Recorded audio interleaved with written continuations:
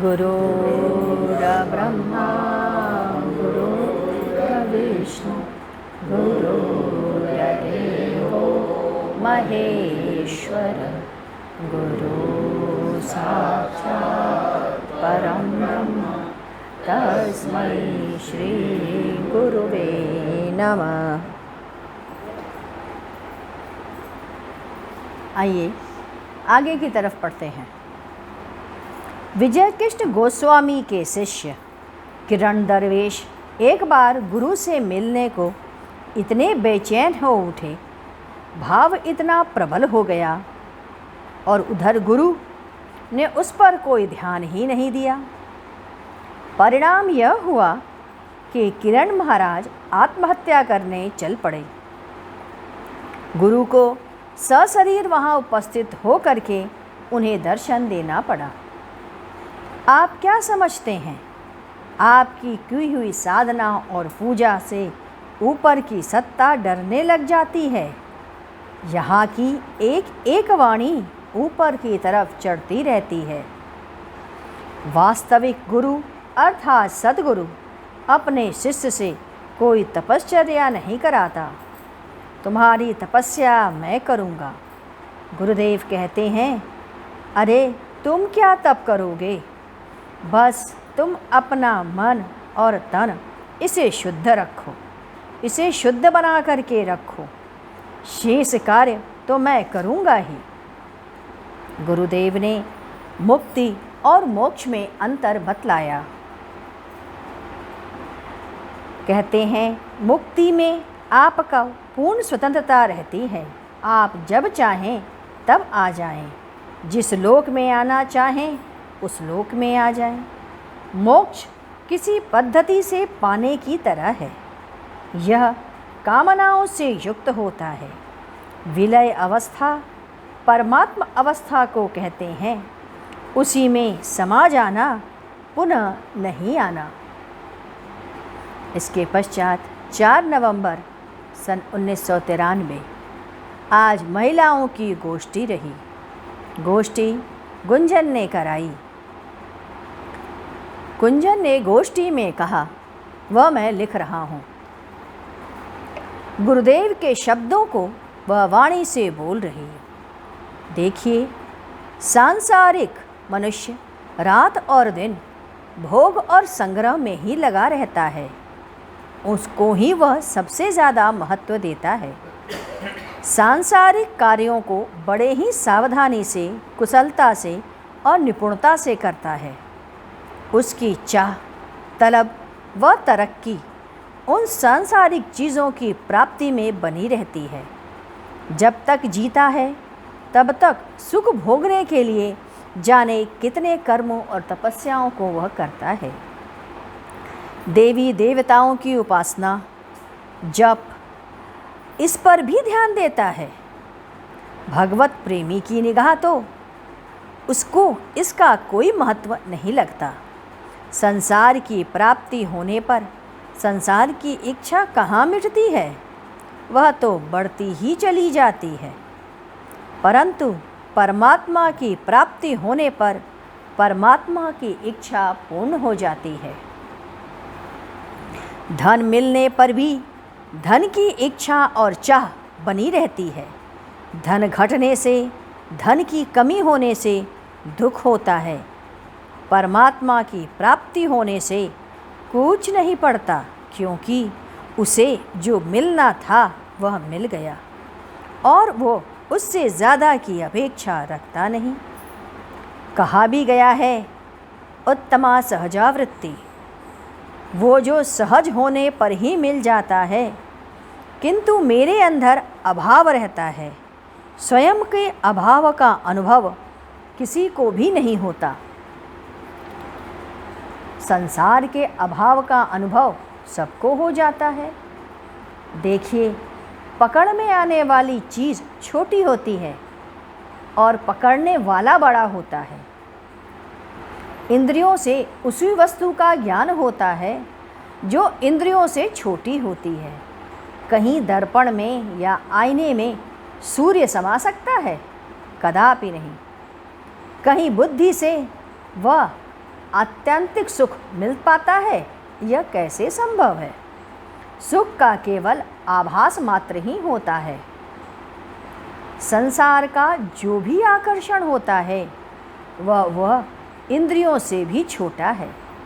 यहीं जब भगवान की ओर खींचते जाते हैं तो वह प्रेम है, संसार की ओर खींचते हैं तो वह राग है। प्रेम सरस है, मधुर होना है। भगवान छुड़ाते रहते हैं और जीव नया नया सदैव पकड़ता रहता है।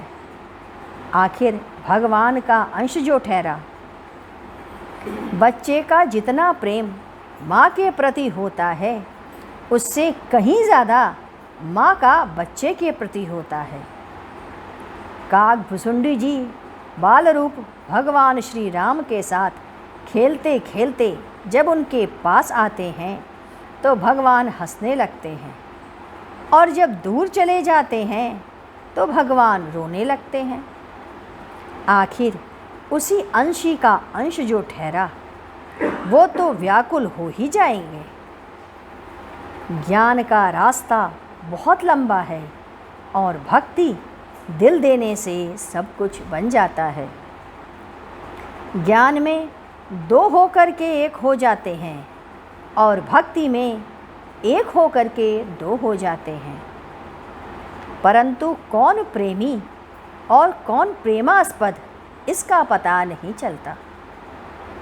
यह आप सच सच जान लो, दुनिया वालों, जो मिला है वह एक न एक दिन बिछुड़ेगा ज़रूर।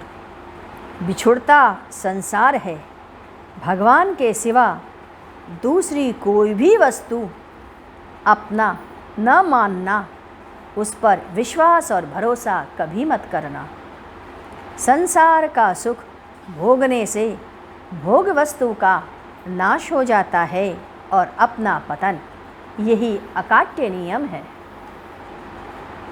संसार के वस्तुओं की प्राप्ति में प्रयास व क्रिया है, जबकि भगवान की प्राप्ति दिल, दिमाग और विवेक इससे होने की तरफ चलते हैं। विवेक भी दो चीज़ों से मिलता है, पहला सत्संग से और दूसरा दुख से। सत्संग परमात्मा में आपको लगाता है और दुख संसार से आपको हटाता है। मनुष्य को भगवान ने दो चीज़ें दे दी है, भोग के लिए कर्म सामग्री और मोक्ष के लिए विवेक। अब तो चुनाव आप ही को करना है। जो प्रभु को भज नहीं सकता वह किस काम का।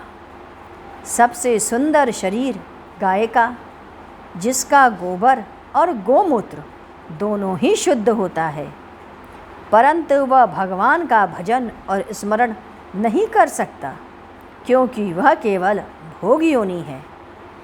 इसीलिए कहा गया है, खाना पीना सोना पशुओं का है काम, मानुष में बस एक गुण जपे राम का नाम।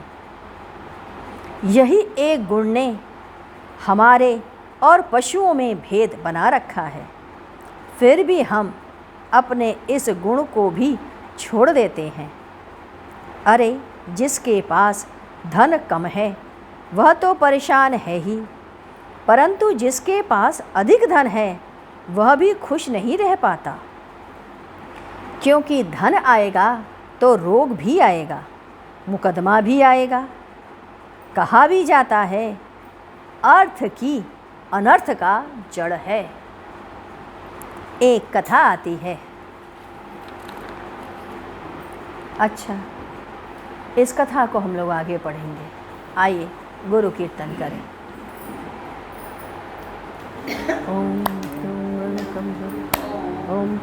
ओंकारामंगलम गुरुमंगलम गुरुदेव मंगलम।